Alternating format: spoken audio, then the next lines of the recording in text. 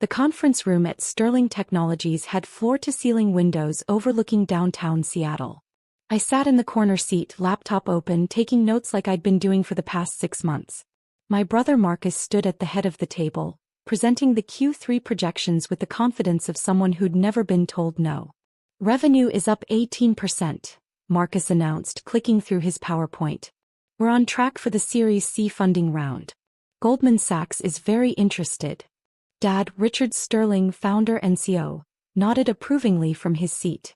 Excellent work, son. This is exactly the leadership this company needs. I typed quietly, recording every word.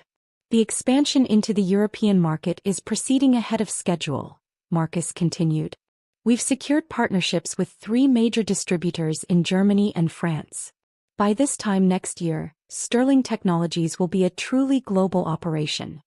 My stepmother Claire beamed at him from across the table. Marcus, you're simply brilliant. Richard, you must be so proud. I am, Dad said. Marcus has proven himself time and time again. He's got the Sterling business instinct. I kept my eyes on my screen, fingers moving across the keyboard. Marcus noticed me then. He always did, eventually. Emma, are you getting all this? I need these notes distributed to the full board by end of day. Yes, I said simply. Good. That's really all you're here for after all. He smirked. Someone's got to take the meeting minutes while the adults handle actual business. A few people around the table chuckled. I'd learned not to react to comments like these. I'd been working at Sterling Technologies for 6 months now, ever since graduating from business school. My official title was Executive Assistant to the Board, which really meant I took notes, scheduled meetings, and ordered catering. Marcus, Claire said, her voice dripping with artificial sweetness, Emma probably doesn't even understand half of what you're discussing. All those complicated financial terms. True, Marcus agreed. Emma, do you know what a Series C funding round is? I looked up at him. Yes. Really? Want to explain it to the room? The trap was obvious. If I explained it correctly, I was showing off. If I stumbled, I was proving their point. I chose silence. That's what I thought, Marcus said. Stick to what you're good at, little sister. Taking notes, ordering lunch, scheduling meetings. Leave the actual business to the professionals. Dad cleared his throat. Marcus is right, Emma. You're still learning.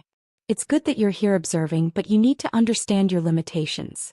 You graduated from business school, yes, but you don't have any real-world experience. You haven't built anything. You haven't closed any deals. I understand, I said quietly, returning to my typing. The meeting continued for another hour. Marcus outlined expansion plans that would require significant capital. Dad discussed the company's burn rate and runway. Claire, who held a VP title despite never actually working, suggested throwing a gala to raise the company's profile among investors. I recorded everything. After the meeting ended, people filed out. Marcus lingered, walking over to my corner of the room. You know, Emma, he said, hands in his pockets, I respect that you wanted to try the family business. But maybe it's time to accept that not everyone's cut out for this world. There's no shame in finding something more your speed. Like what? I asked, still not looking up from my laptop. I don't know. Teaching? Nonprofit work? Something that doesn't require, ruthless business instinct. He leaned against the table. Dad and I have been talking. We don't think you're happy here. I'm fine. Are you though? You barely speak in meetings. You don't contribute ideas.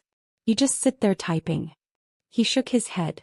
This isn't an entry-level job, Emma. This is pity employment.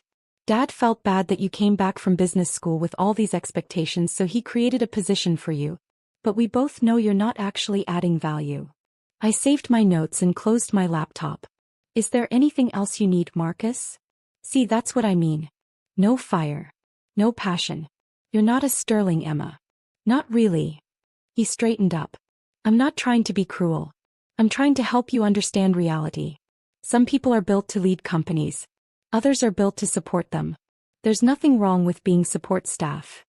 I'll have the meeting notes distributed within the hour, I said. Marcus sighed. Whatever. Just make sure the formatting is correct this time. Last week's notes had inconsistent bullet points. He left.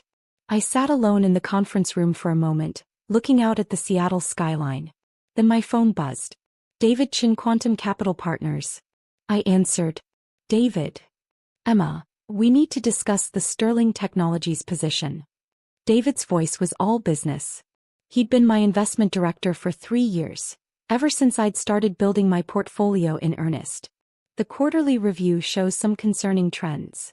I know, I said quietly, glancing at the door to make sure I was alone. I'm seeing it from the inside now. Your brother's European expansion is overextended. He's burning through cash at an unsustainable rate. The Goldman Sachs Series C he keeps mentioning? I made some calls. They're interested but not at the valuation Marcus is assuming. What's the gap?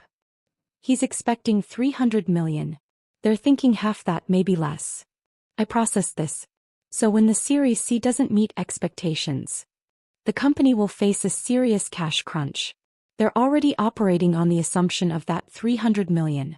Marcus has signed contracts, made commitments. If the funding comes in at $150, they'll be in trouble. How much trouble? Without additional capital, they'd have maybe 4 months of runway. 6 if they make serious cuts. I watched a seagull land on the window ledge outside. How much exposure do we have? Your various investment vehicles hold $84 million in Sterling Technologies across multiple funding rounds. You're the largest single investor. The venture fund holds $40 million, your personal portfolio has $22 million, and the family trust you control has another $22 million. And if we withdrew? David was quiet for a moment. The company would collapse within weeks. Your $84 million represents 63% of Sterling Technologies' total funding. Without it, they can't make payroll, can't pay vendors, can't execute contracts. The whole operation shuts down.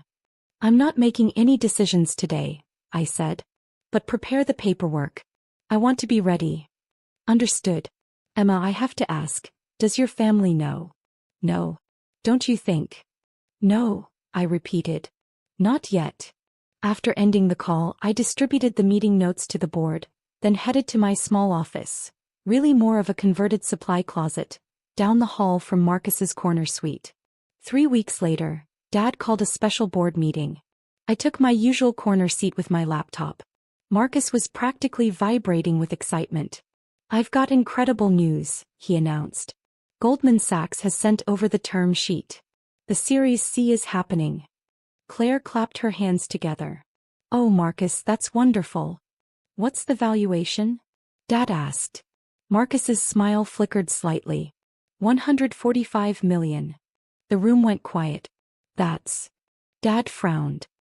That's less than half what we discussed. I know, but I've run the numbers. We can make it work.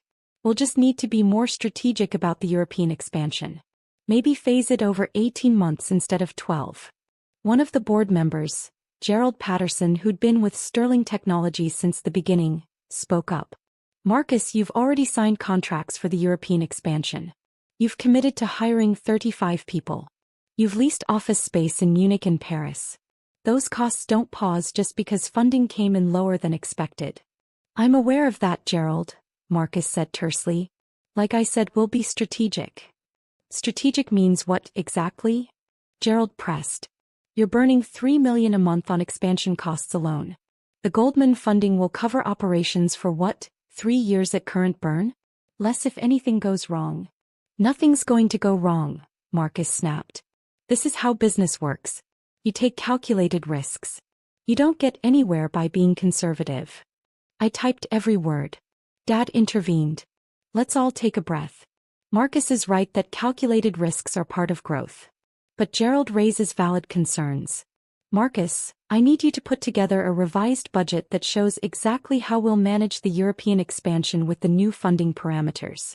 Of course, Marcus said. I'll have it by Friday. Good. Dad looked around the table. Anything else? I raised my hand slightly. Everyone looked at me like I'd started speaking in tongues.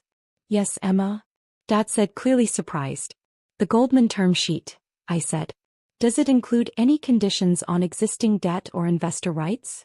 Marcus's jaw tightened. Why would you ask that? Because Series C terms often include provisions that affect earlier investors. I wanted to make sure those have been reviewed. Of course they've been reviewed, Marcus said. By actual lawyers. People who understand these things. I was just. You were just what? Trying to sound smart. Marcus crossed his arms. Emma, you're here to take notes. Not to question deals that you don't have the experience or expertise to understand. Marcus, Gerald said carefully, actually that's not a bad question. Have we had legal review the impact on Series A and B investors? It's handled, Marcus said firmly. Emma, back to your typing. My fingers returned to the keyboard. After the meeting, Claire cornered me in the hallway. Emma, sweetie, I need to talk to you.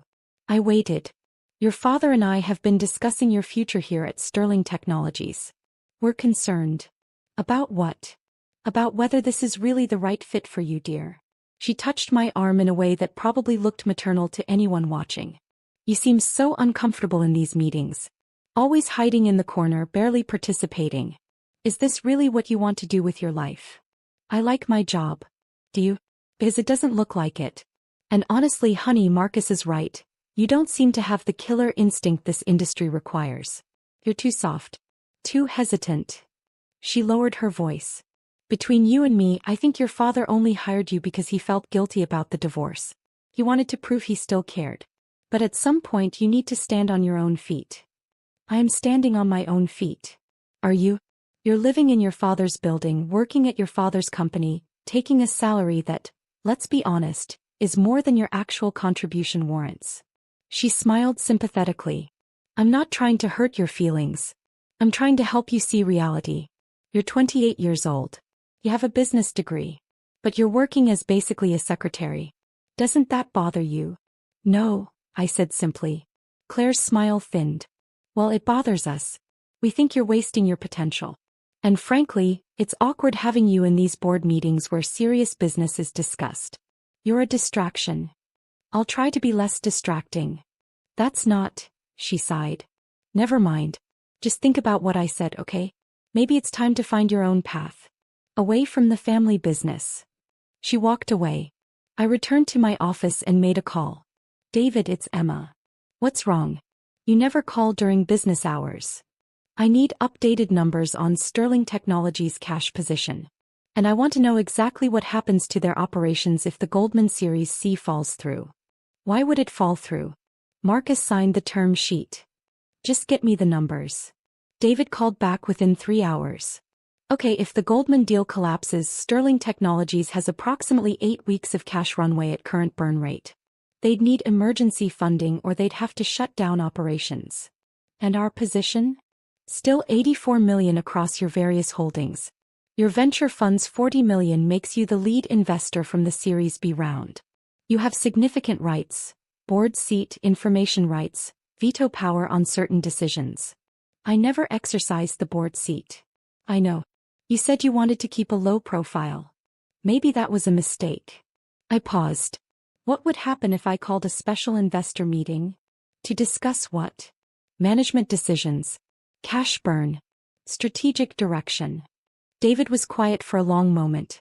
Emma, if you call that meeting, your family will know. They'll figure out who you are. I know. Is that really what you want? After 3 years of keeping this quiet. I looked at the stack of meeting notes on my desk. All those months of sitting silently in the corner, taking notes while Marcus belittled me and Claire questioned my worth. Not yet, I said. But soon. The company gala was Claire's idea. She wanted to celebrate Sterling Technologies' bright future and court potential investors for future funding rounds.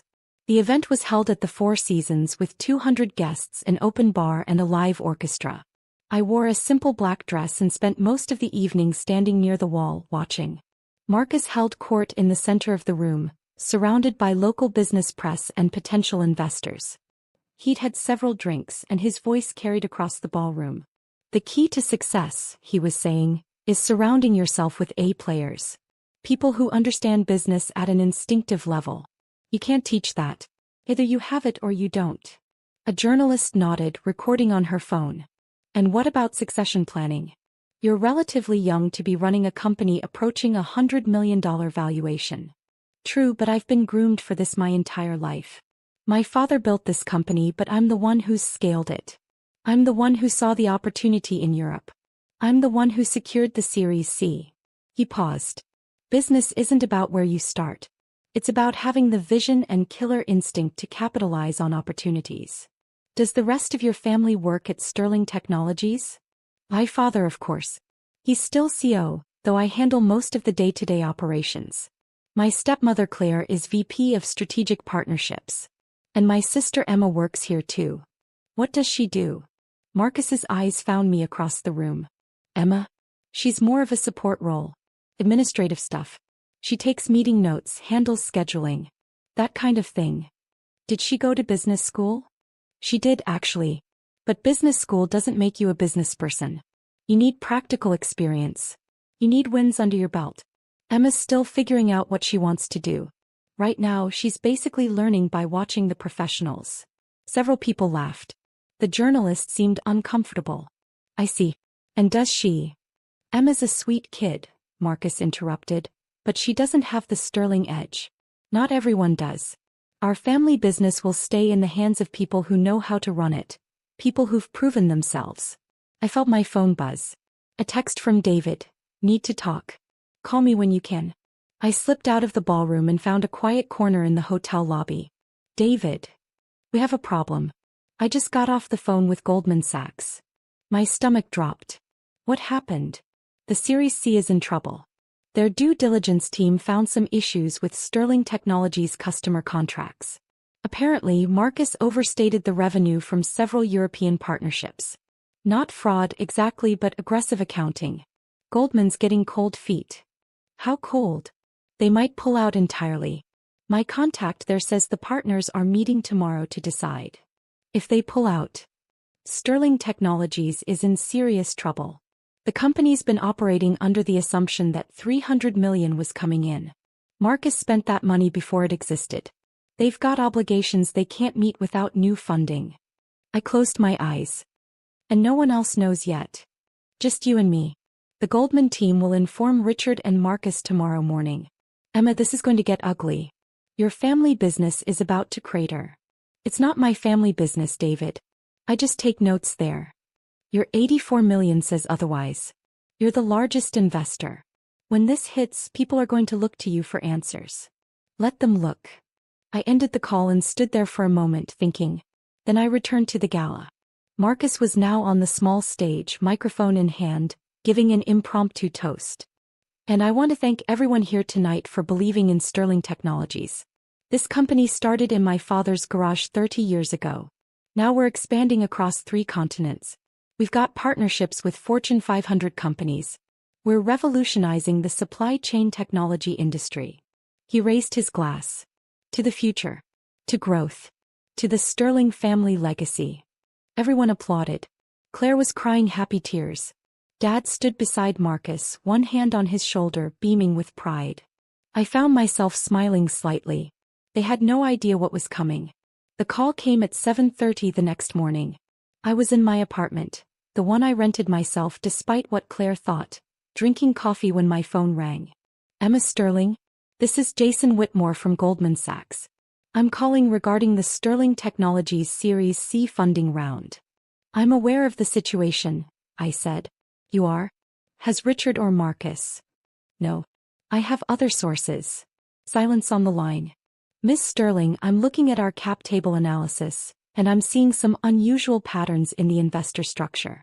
There's a venture fund called Quantum Capital Partners that holds a significant position. Then there's a family trust, the Catherine Sterling Trust, that also has substantial holdings. And several smaller investment vehicles. All told, about 84 million across multiple funding rounds. That sounds right. The thing is, these investments all trace back to the same beneficial owner. Someone who's been systematically acquiring Sterling Technologies equity for the past 3 years, starting with a small angel investment in the Series A and increasing position with each subsequent round. Okay. Miss Sterling, is that beneficial owner you? Yes. Another silence, longer this time. Does your family know? No. Jesus Christ. He let out a breath. Okay, I'm calling because Goldman Sachs is withdrawing from the Series C. We found material misrepresentations in the European partnership agreements. I'm informing all major investors before we notify Richard and Marcus officially. I understand. The thing is, Miss Sterling, you're not just a major investor. You're the lead investor. You've got 63% of the company's total funding. And according to your Series B terms, you have certain protective rights, including approval rights on any new debt or significant operational changes. I'm aware of my rights. Are you planning to exercise them? I looked out my apartment window at the Seattle morning. Mr. Whitmore, when will you inform my father and brother about Goldman's withdrawal? We're sending a letter this morning. They should receive it within the hour. Thank you for letting me know. Miss Sterling, I have to ask, what are you going to do? With Goldman out, Sterling Technologies needs funding desperately. Your $84 million is literally keeping the lights on. If you withdrew, the company would collapse, I finished. Yes. Completely. They'd be out of business within a month. I appreciate the call, Mr. Whitmore. I hung up and finished my coffee. Then I called David.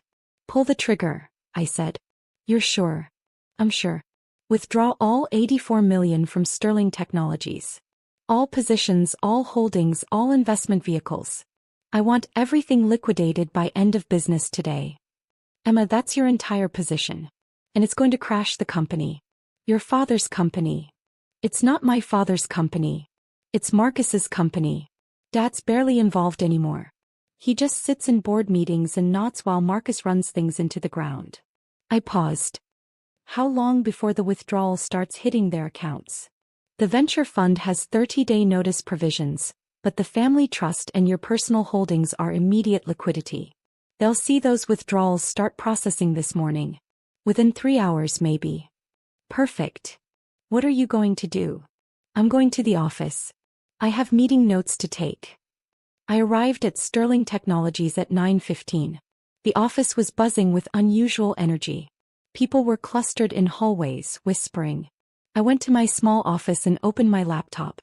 At 9:32, Marcus started shouting. His voice carried down the hallway from his corner office. What do you mean withdrawn? Who authorized this? I could hear Dad's voice too, calmer but strained. Marcus, calm down. Let me call the bank. Dad, it's not just one bank. I'm getting notifications from 3 different institutions. Millions of dollars being pulled from our accounts. I kept typing, working on a summary report of last week's meetings. At 9:45, someone knocked on my door. Gerald Patterson, the veteran board member. Emma, have you heard what's happening? No, I said, not looking up from my screen.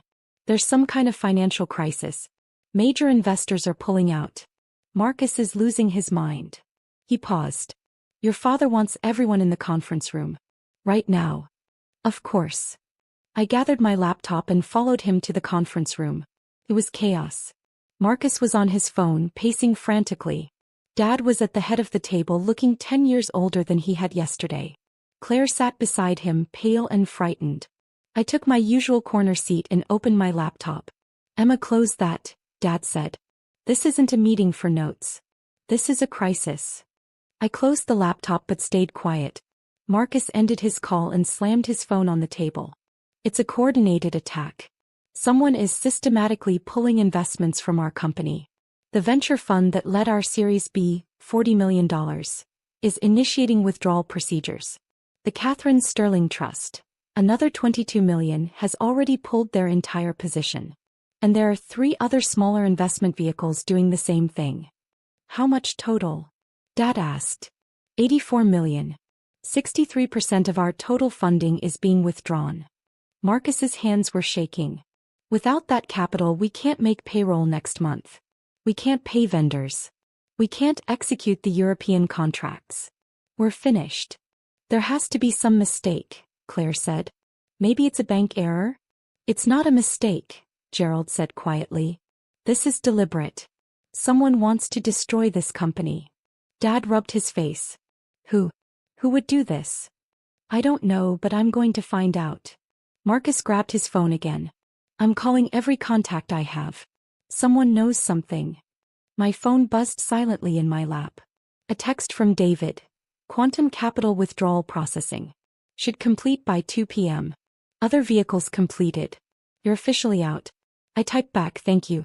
Marcus was shouting into his phone now. I don't care if it's irregular. I need to know who owns Quantum Capital Partners. Check the corporate filings, check the beneficial ownership records. He paused, listening. What do you mean it's a private investment vehicle? Everything has ownership records. Dad stood up slowly. Marcus, put the phone down. Dad, I need to. Put it down. Marcus set his phone on the table. Dad looked at him, then at Claire, then at Gerald, then finally at me in my corner.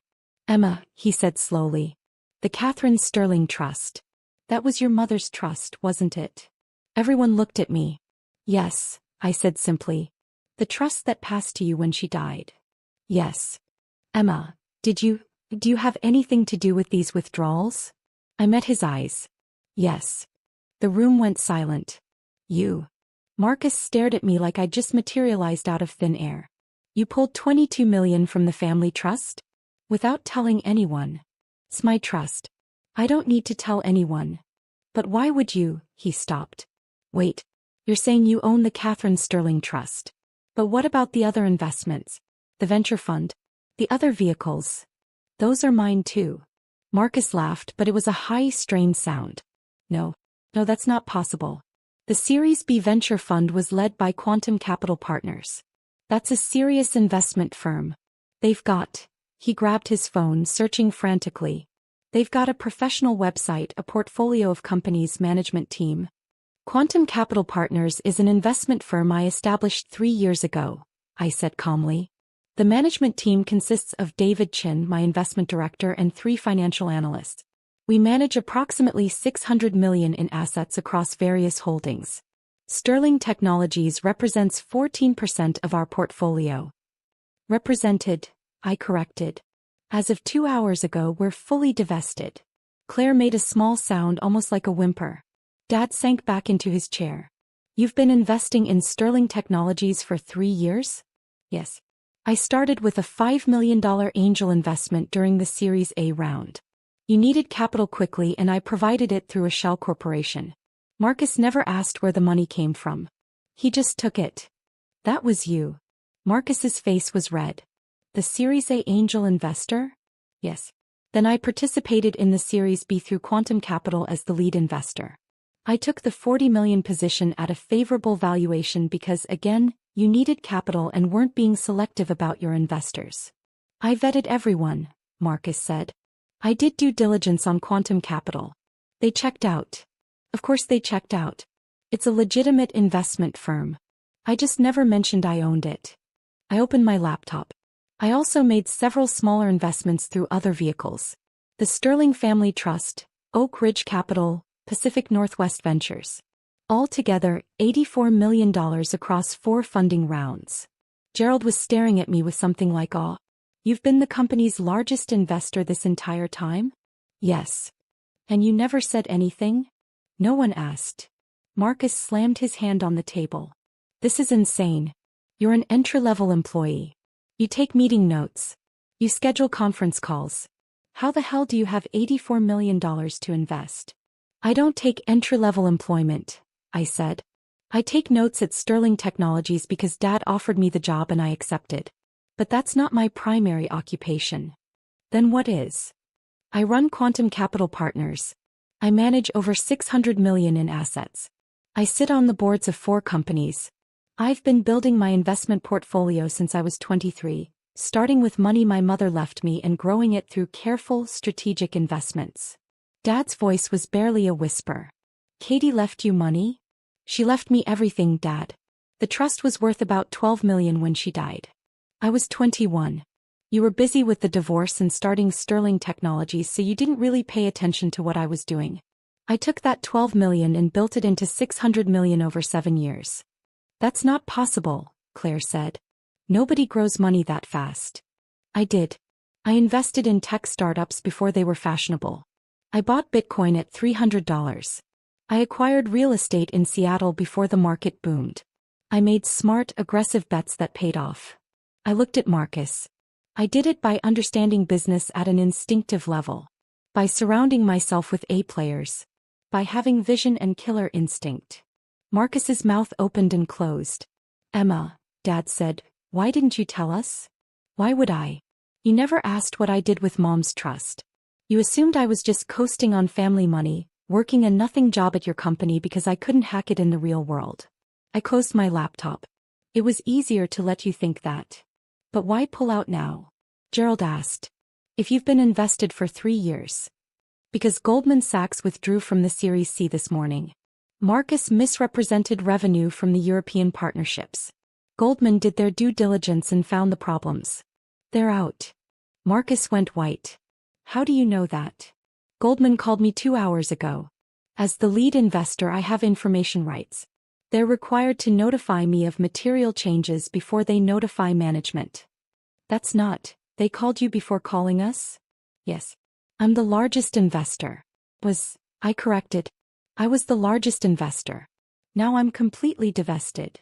Dad was shaking his head slowly. Emma, without that 84 million, this company is finished. We can't operate. We can't meet our obligations. Everything your brother has built. Everything Marcus has built? I repeated. Dad, Marcus has built a house of cards. He's been burning 3 million a month on an expansion he can't afford. He's been misrepresenting partnership agreements to investors.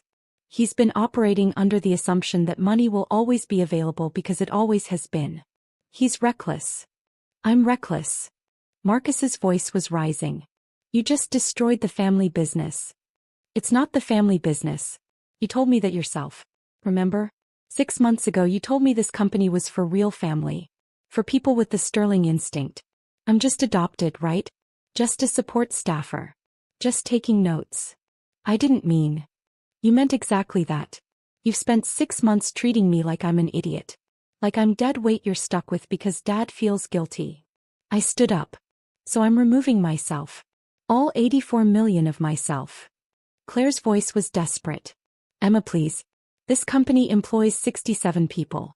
Those people have families, mortgages, children. If Sterling Technologies fails, they lose everything. Then Marcus should have thought of that before he built a company on other people's money without being responsible with it. I've been responsible. Marcus shouted. I grew this company from 20 million to nearly 100 million in valuation. I secured partnerships. I expanded internationally. You did all of that with my money, I said simply. My 84 million was the foundation of every move you made. Every hire, every expansion, every partnership. Funded by my capital. And you treated me like I was stupid. Dad's face was gray. Emma, I know we didn't appreciate your role here. I know we took you for granted. But please think about what you're doing. This is still a family business, even if we did a poor job of making you feel like family. If you wanted me to feel like family, you wouldn't have let Marcus and Claire spend 6 months belittling me. You wouldn't have sat silent while they questioned my intelligence, my work ethic, my worth. I picked up my laptop. I tried to warn you, by the way. At that board meeting 3 weeks ago, I asked about the Goldman term sheet and its impact on existing investors. Marcus told me to shut up and take notes. Gerald nodded slowly. I remember that. If Marcus had listened, if anyone had taken me seriously for 1 second, I would have explained my concerns about the company's cash position. I would have offered advice on managing the Series C process. I would have helped. I looked at each of them. But nobody wanted my help. You wanted a secretary. So this is revenge? Marcus asked. You're destroying everything because your feelings got hurt? No. This is business.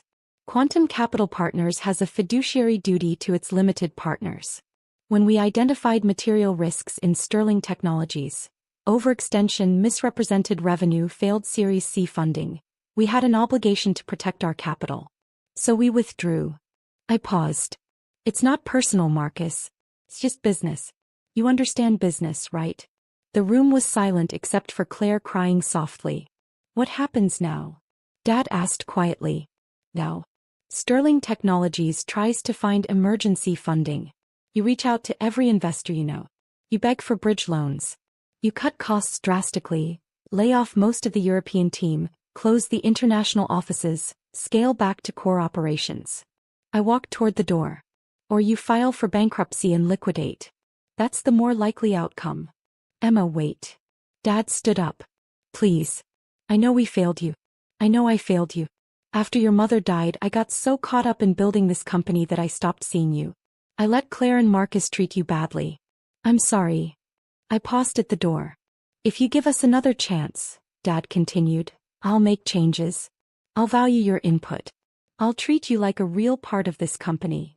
I don't want to be part of this company, Dad. I never did. Then why work here?